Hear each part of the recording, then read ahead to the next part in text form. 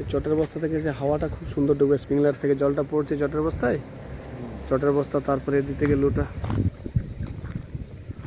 ঘর একদম এসি ঘরের মতো আছে।